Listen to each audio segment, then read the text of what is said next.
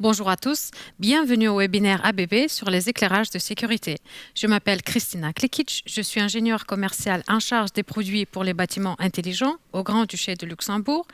Et dans le cadre du présent webinaire, je serai accompagnée par mon collègue Jean-Philippe.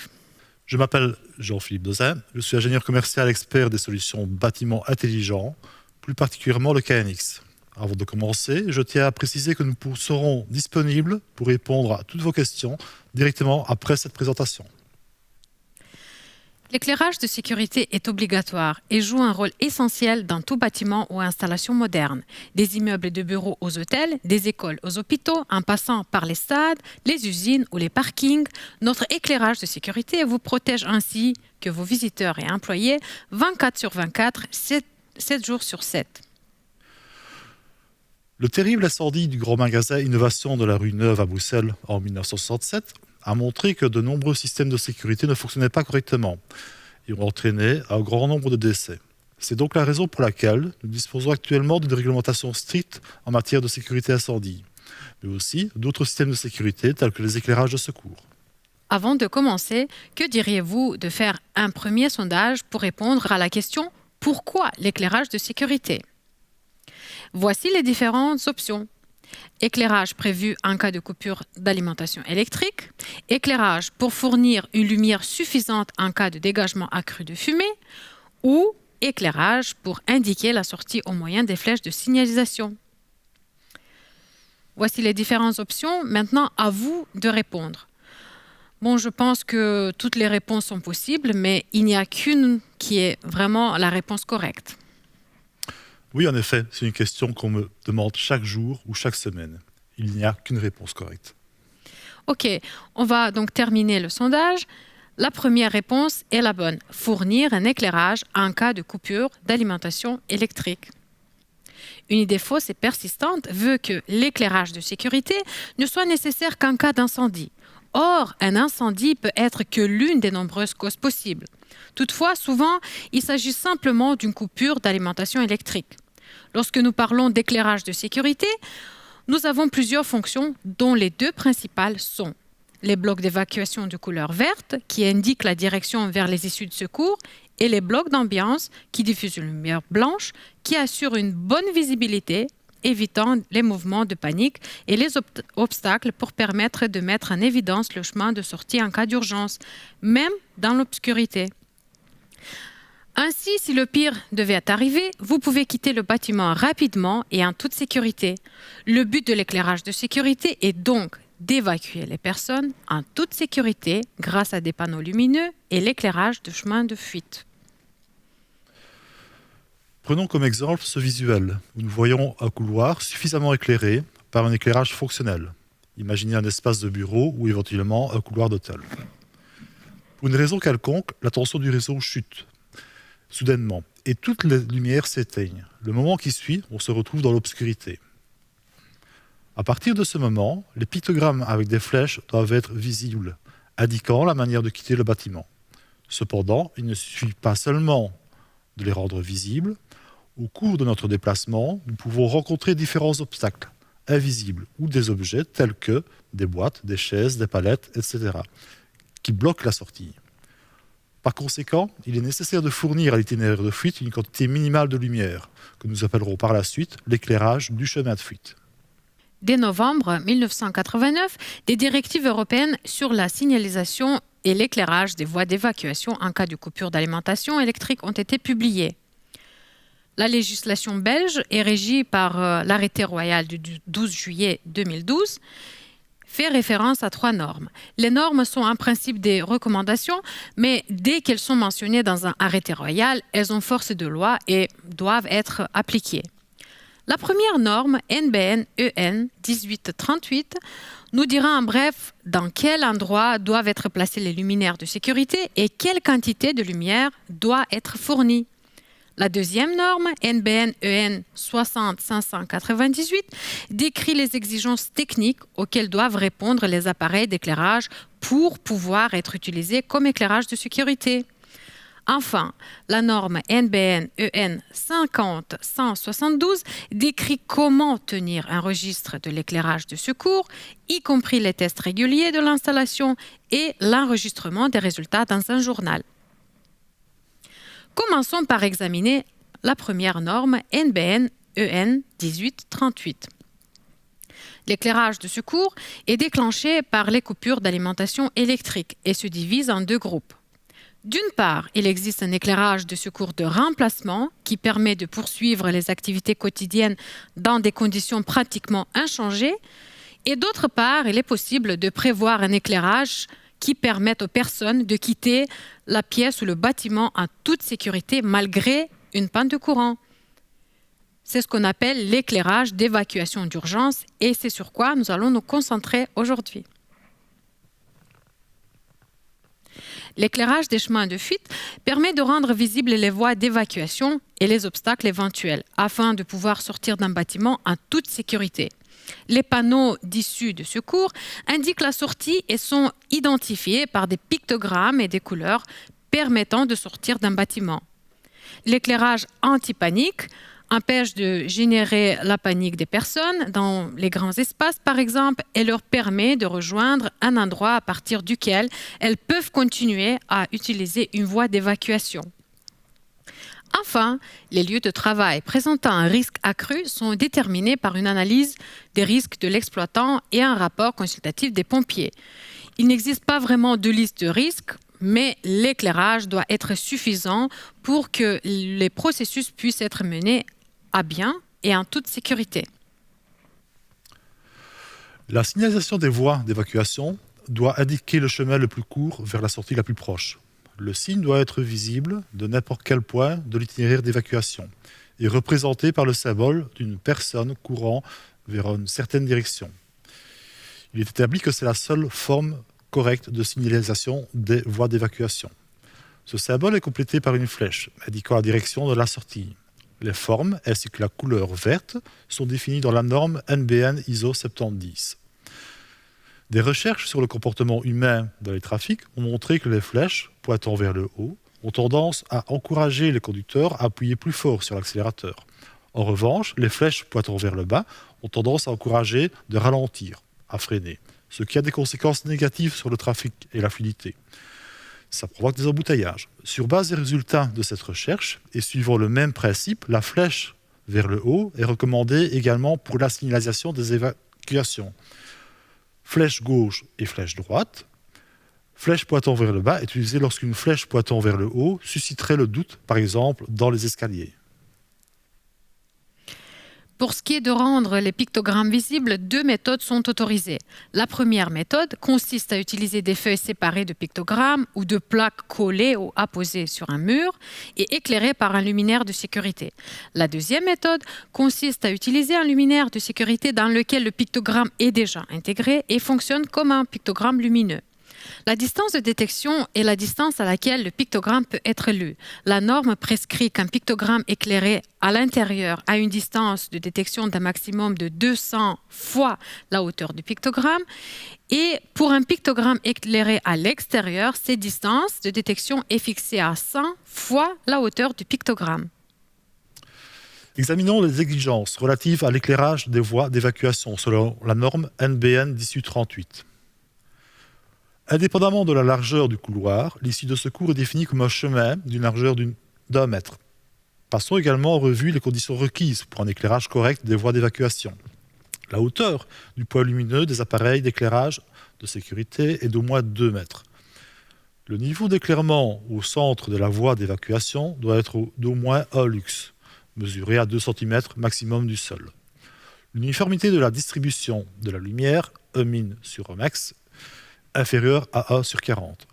Le niveau d'éclairement sur les bords de l'issue de secours, à moins 0,5 m et plus 0,5 m par rapport au centre, doit être au moins égal à 50% du niveau d'éclairement minimal au centre, c'est-à-dire au moins 0,5 lux.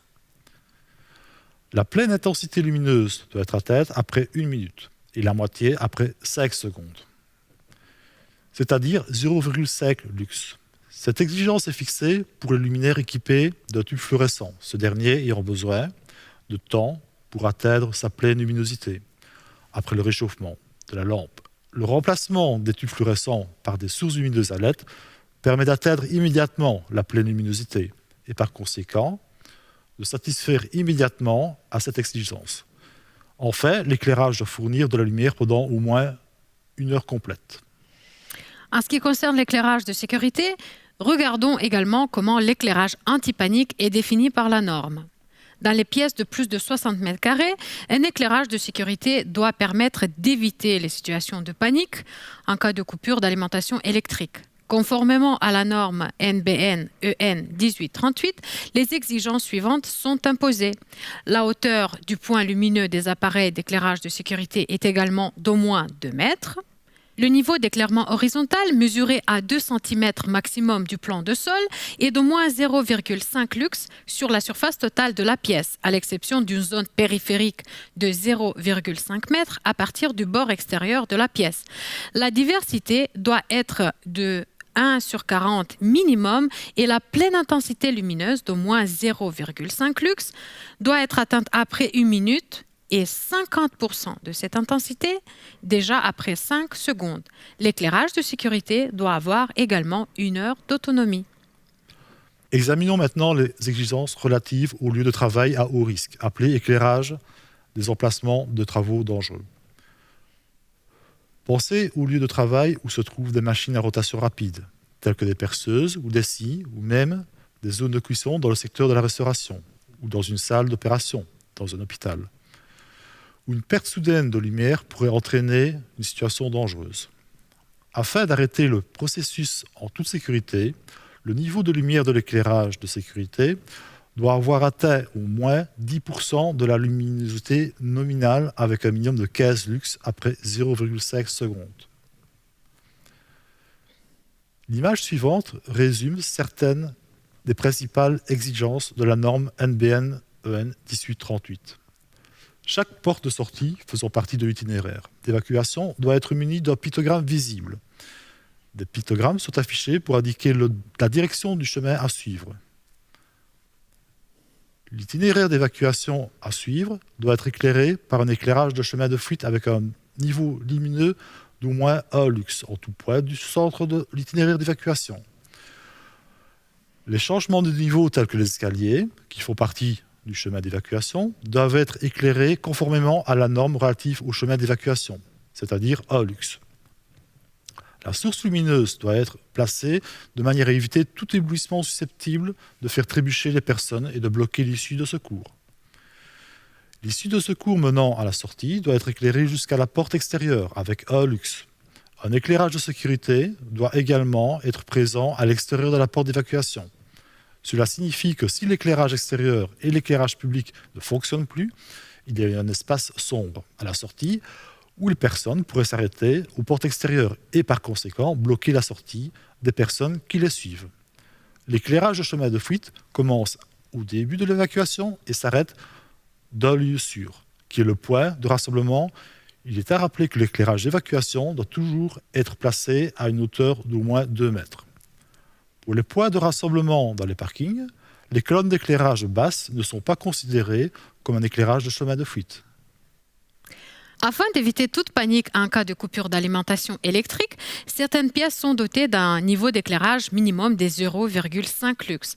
Cela doit être prévu dans les salles de réunion à partir de 60 mètres carrés. Les ascenseurs sont déjà équipés avec un éclairage. Les espaces équipés de boutons poussoirs de sécurité doivent toujours avoir le bouton poussoir visible. Par conséquent, un éclairage de sécurité doit être présent dans cette pièce, ce qui est toujours le cas, par exemple, pour les toilettes pour les personnes handicapées. Les lieux de travail présentant un risque accru doivent être dotés d'un éclairage de secours dont le niveau d'éclairement minimum est de 10% du niveau d'éclairement nominal. Un minimum de 15 lux doit être atteint à une demi-seconde. Un éclairement vertical de 5 lux est requis pour les équipements de lutte contre l'incendie, les dévidoirs, les extincteurs et les boutons poussoirs d'incendie. Un éclairage vertical de 5 lux est également requis au-dessus de chaque armoire de premier secours. La norme 1838 nous indique dans quels endroits la quantité de lumière doit être présente. La législation en vigueur veut également éviter l'installation d'un éclairage de secours de qualité douteuse. Afin de garantir la qualité, des exigences particulières sont fixées pour les appareils d'éclairage à homologuer, comme l'éclairage de secours. Ces exigences particulières sont formulées dans la norme NBN EN 60-598. Examinons ensemble les exigences les plus importantes et commençons par la différence entre le luminaire permanent et non permanent. L'éclairage de secours permanent fournit une lumière permanente en présence de la tension du secteur, ainsi que la tension du secteur fait défaut. Lorsque la tension secteur est présente, l'éclairage de secours permanent peut être atténué. Mais cette fonction d'atténuation est abandonnée en cas de coupure d'alimentation électrique. L'éclairage de sécurité non permanent, quant à lui, ne s'allume qu'en cas de coupure directe. Il n'y a pas d'obligation légale d'utiliser des luminaires permanents, sauf dans le cas des cinémas, des théâtres, des salles de concert, où les pictogrammes éclairés éventuellement atténués. En outre, les pompiers peuvent exiger un type permanent pour certaines applications. Laissons un instant de côté les données photométriques. Poursuivons avec l'exigence la plus importante concernant la résistance à la chaleur, au feu et au court-circuit, avec 1. Maintien fonctionnel pendant 30 minutes à 70 degrés, ce qui signifie que le luminaire doit avoir la capacité de fournir de la lumière pendant une demi-heure à une température ambiante de 70 degrés. Ensuite, le boîtier du luminaire doit pouvoir résister à un test de filament de 850 degrés. Il arrive qu'un éclairage fonctionnel soit équipé d'un module de conversion avec batterie de secours pour lui permettre de fonctionner comme luminaire de secours en cas de coupure d'alimentation électrique. La combinaison d'un éclairage avec une unité de secours à batterie donne lieu à un nouveau type de luminaire qui ne répond pas à un certain nombre d'exigences. Tout d'abord, en termes de conformité CE, le luminaire et le module de conversion sont tous les deux des produits homologués CE, qui peuvent être vendus séparément. Toutefois, l'association des deux produits, approuvés par la CE, ne donne pas un produit approuvé par la CE. Par conséquent, le fabricant doit faire tester la conformité CE du produit nouvellement créé. Si cette nouvelle composition est destinée à être utilisée comme système d'éclairage de secours, elle doit également répondre aux exigences de la norme NBN EN 60-598 et notamment à l'exigence d'un essai de filament. Très souvent, les luminaires fonctionnels sont testés avec des filaments jusqu'à 650 degrés lors des tests de conformité. Pour que le nouvel ensemble puisse être utilisé comme luminaire de secours homologué, il doit être soumis à un essai de filament jusqu'à 850 degrés et homologué conformément à la norme de construction NBN EN 60-598. On peut donc se demander dans quelle mesure l'utilisation de bandeaux LED ou luminaires appelés exotiques répond à ces exigences. Enfin, la troisième norme, qui est la NBN EN 50-172, définit l'établissement d'un plan d'éclairage de secours dans un bâtiment. À la fin du projet, les plans de l'installation d'éclairage de sécurité doivent être conservés dans le bâtiment. Les plans doivent être régulièrement mis à jour pour toute modification importante pour de l'installation. Ils sont signés par une personne habilitée à vérifier la conformité de la conception avec la réglementation. Outre la gestion du plan d'éclairage de secours, il convient d'établir un registre de sécurité appelé journal de bord pour noter les contrôles réguliers, les tests, les pannes et les modifications de l'installation. Deux types de tests s'appliquent, à savoir le test fonctionnement court, qui vérifie si l'appareil fonctionne en cas de coupure d'alimentation électrique, et le test d'autonomie, qui vérifie si l'appareil fonctionne pendant 1 heure en cas de coupure d'alimentation électrique. L'exigence légale minimale est d'effectuer et d'enregistrer le test fonctionnel 1 fois par mois et le test d'autonomie 1 fois par an. Il s'agit des exigences légales minimales, mais le client est libre d'appliquer des exigences plus strictes. Par exemple, l'administration des bâtiments publics exige une fréquence plus élevée des tests. La régie des bâtiments est le gestionnaire immobilier de l'État fédéral qui gère les bâtiments publics, par exemple les commissariats de police, les palais de justice, les prisons et divers autres bâtiments publics. En ce qui concerne l'utilisation d'éclairage de sécurité, ils doivent être conformes aux exigences décrites dans la cahier des charges 400, LB 400 D05. En ce qui concerne l'application de l'éclairage de sécurité dans les bâtiments publics, Le test de fonctionnement doit être effectué chaque semaine et le test d'autonomie d'une heure toutes les 13 semaines.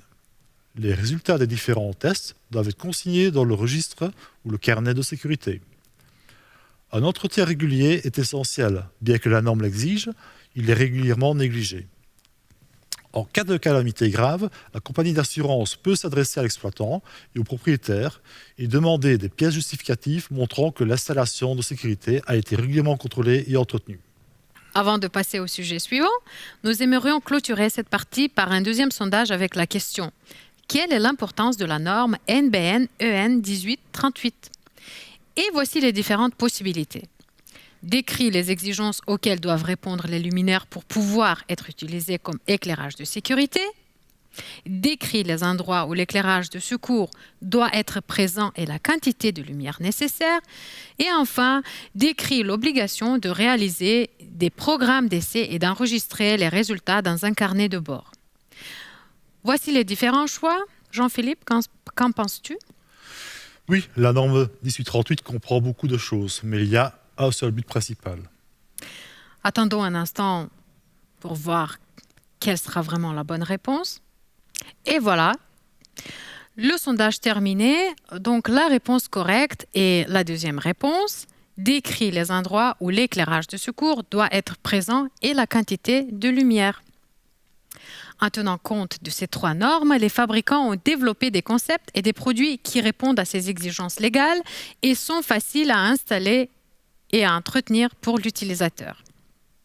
Il est utile d'examiner brièvement comment les fabricants ont traduit ces exigences en solutions et systèmes. Examinons la structure du luminaire de secours, le plus couramment utilisé.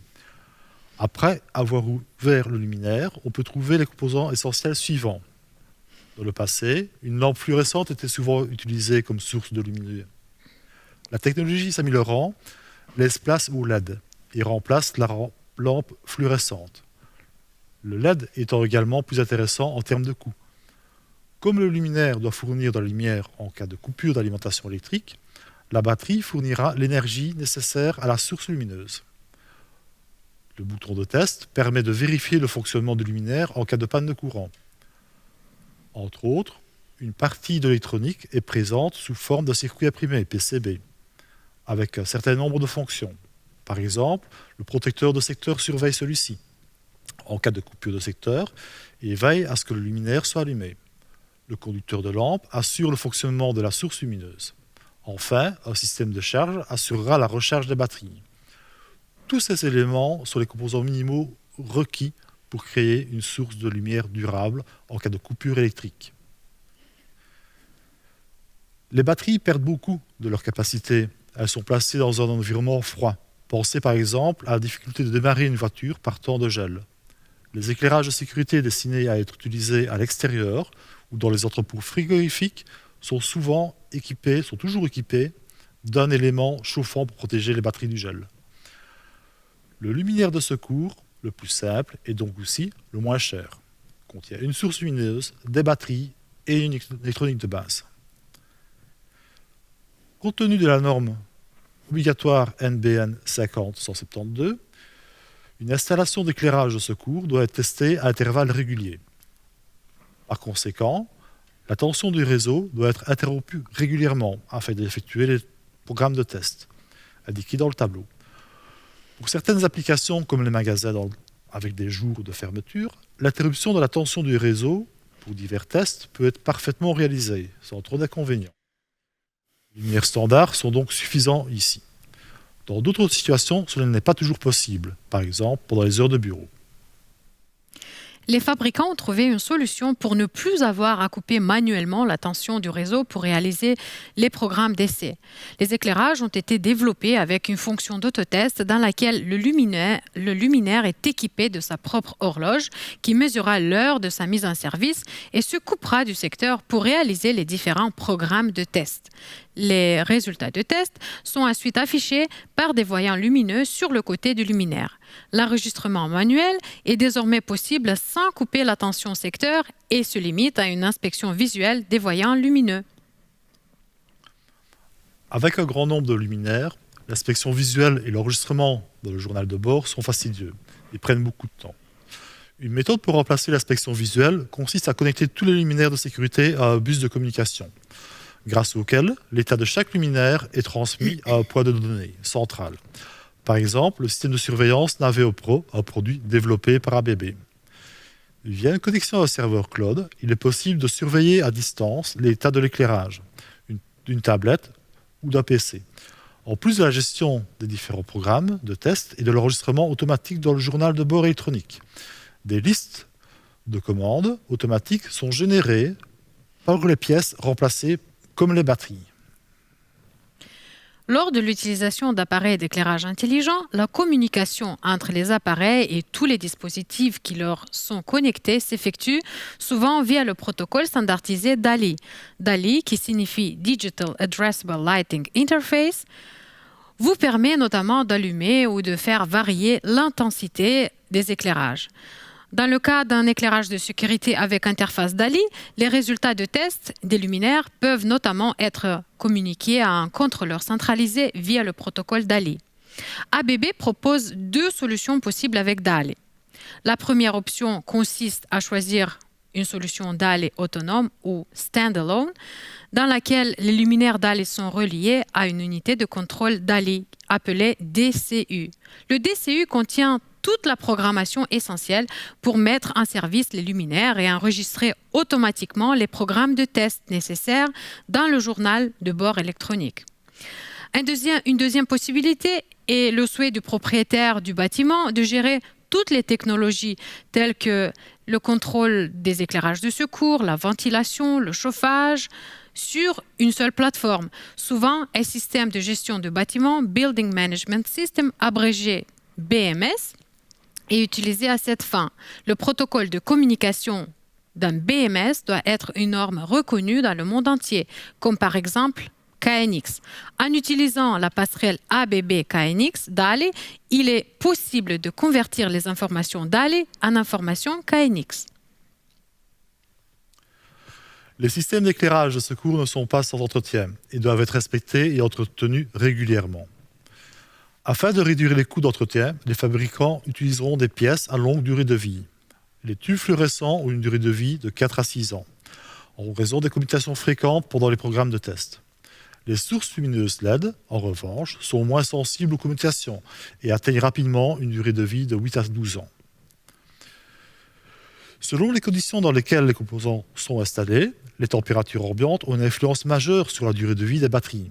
Le type de batterie utilisé dans les éclairages de sécurité a une durée de vie moyenne de 4 ans. Un autre composant du bloc de secours est le PCB. Les composants du PCB ont une durée de vie de 12 ans. Plus les composants durent dans le temps, plus les coûts de remplacement sont faibles. En ce qui concerne la source de lumière, la technologie LED s'est tellement améliorée qu'elle peut remplacer les solutions d'éclairage fluorescent. Malgré des recherches approfondies sur les batteries compactes à durée de vie plus longue, l'offre à un prix abordable reste limitée. D'autre part, les coûts d'entretien ne se limitent pas seulement à l'achat de la batterie, mais il faut également tenir compte des heures de travail pour le remplacement. Il est clair que la batterie est l'élément le plus sensible à la maintenance dans l'éclairage de sécurité. Les fabricants recherchent des solutions alternatives pour prolonger la durée de vie des batteries et maintenir le coût de remplacement au plus bas. Prenons l'exemple de ces 3 luminaires présentés à droite. L'une des solutions les plus courantes consiste à déplacer la batterie de chaque luminaire vers une armoire centrale. Cette solution permet de réaliser d'importantes économies sur les coûts de maintenance car toutes les batteries sont centralisées dans un endroit facilement accessible et peuvent donc être remplacées rapidement. Parce qu'il n'y a plus d'espace disponible dans une armoire, on peut utiliser un autre type de batterie qui, par exemple, a une durée de vie plus longue et doit donc être remplacée moins fréquemment. Enfin, toutes les batteries sont réunies dans un local technique à température ambiante constante, ce qui est bénéfique pour la durée de vie des batteries. En outre, chaque interrupteur secteur et chargeur de batterie peut être déplacé du luminaire vers l'armoire centrale. Le prix unitaire des luminaires est ainsi beaucoup plus bas, de même que le risque des défauts, car le luminaire comporte moins de composants. Les luminaires de secours sans batterie intégrée ne sont plus des luminaires autonomes. mais nécessite un système de batterie centrale pour fonctionner. Grâce à l'utilisation d'un système de batterie centrale, la durée de vie et, par conséquent, le temps de remplacement de la batterie passe de 4 à 8 ans, ce qui représente une économie considérable en termes de coûts de maintenance. Malgré l'avantage important en matière de maintenance, les systèmes de sécurité, les systèmes de batterie centrale sont de moins en moins utilisés en Belgique, contrairement à nos pays voisins. En Belgique, les règles de sécurité incendie sont associées à l'éclairage de secours. En cas d'incendie, il est possible que le câblage entre le boîtier de batterie centrale et les différents luminaires brûle, sous l'effet de la chaleur, entraînant la perte d'alimentation des luminaires et l'arrêt du fonctionnement de l'éclairage de sécurité. Depuis juin 2013, l'article 104, précaution contre l'incendie, est applicable et confirmé par l'arrêté royal du 25 avril 2013. Elle concerne un certain nombre de mesures qui doivent être prises en compte afin de garantir le maintien du fonctionnement du système d'éclairage de secours pendant au moins 1 heure en cas d'incendie. En premier lieu, le câblage entre le système de batterie centrale et les luminaires doit être du type résistant au feu, pour une durée de minimum 1 heure, connu sous le nom de l'ancien câble orange FR2. Si le câblage est placé dans des gaines de câbles, ces structures de support doivent résister également au feu pendant minimum 1 heure. Pensez également aux chevilles murales appropriées. Enfin, et suivant le même principe, toute installation doit être dans un compartiment résistant au feu pour une durée de minimum 1 heure. Selon la complexité de l'installation, ces mesures supplémentaires de sécurité incendie, article 104, peuvent augmenter considérablement le prix d'achat d'un système de batterie centrale. Néanmoins, il existe certaines applications où les systèmes centralisés sont utilisés. Il s'agit souvent de petits systèmes de batterie centrale combinés à un système décentralisé. Pensez aux endroits difficiles à atteindre, comme au-dessus des piscines ou dans les halls de gare, où les plafonds sont très hauts. Il offre une solution pratique pour lier l'éclairage de sécurité jusqu'au point de collecte, un petit système de batterie centralisé. Ce n'est pas pratique de changer des batteries d'un éclairage de secours extérieur à une hauteur de plus de 2 mètres. Les lieux où des tests de sécurité fréquents sont effectués avant un événement, comme les salles de spectacle et les théâtres, où un test de système de sécurité est requis avant chaque représentation. Les endroits où la durée de vie de la batterie est menacée, par exemple les chambres frigorifiques, ou les endroits où il faut faire le moins d'entretien possible en raison de la contamination, comme les salles blanches. Et pour un dernier sondage, nous aimerions vous poser la question: quel est le point le plus sensible de l'éclairage de sécurité? Et voici les différentes options. La source lumineuse fluorescente ou LED est la plus sensible à l'entretien. Le boîtier du luminaire et notamment le cache-lumière d'un luminaire fluorescent. Les composants électroniques des luminaires ou les batteries.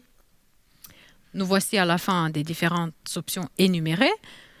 Je suis certaine que ceux qui ont suivi bien la présentation jusqu'à présent vont faire le bon choix. N'est-ce pas, Jean-Philippe? Tout à fait. Oui, la réponse ici est claire. Il n'y a qu'une réponse correcte. D'accord, on va donc terminer le sondage ici. Ceux qui ont répondu batterie ont raison.